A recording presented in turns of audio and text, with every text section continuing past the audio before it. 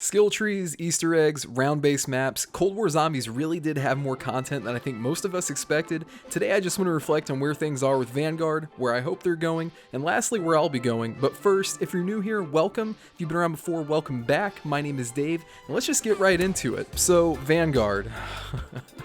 Being completely objective here, Vanguard Zombies is actually good. Not great, but it's good in kind of the same way Nocturne and Totem was good, but not great when World at War dropped. You have a map with a very limited way to play it and really not much else. In 2008, this approach was fine because the mode was new and there wasn't really anything like it, especially in the COD world, but it also laid the groundwork for some of the best maps in COD Zombies, despite the fact there was nothing to play for aside from high rounds. So fast forward 14 years and you're playing what I would consider to be the spiritual successor to COD WoW with the same slow start to Zombies. It's funny how things come full circle, but the problem here is we're coming off of Cold War Zombies. Cold War had a rocky start as well, but by the end of it we had skill trees to progress through, various Easter eggs and other modes to play. The skill trees alone gave you something to grind for and acted as kind of a prerequisite to doing high rounds or going for Easter eggs, which was more or less an endgame activity. Cold War ended with so much to do and Vanguard started with so little that if you were to ask me today which game you should buy for the Zombies alone, I have to suggest Cold War. When I revisit this subject, I'll be curious to see if that suggestion remains the same, but Vanguard just doesn't have enough there for the core Zombies fan,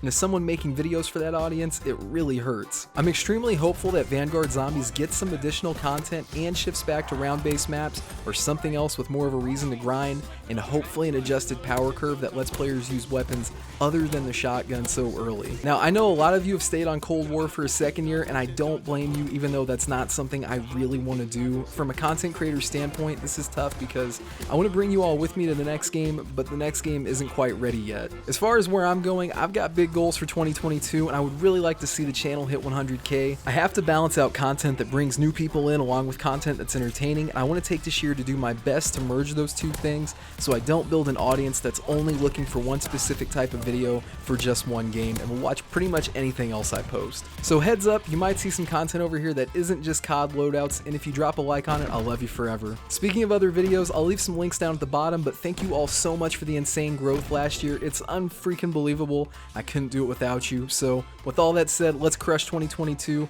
I'll catch you on the next one. Peace.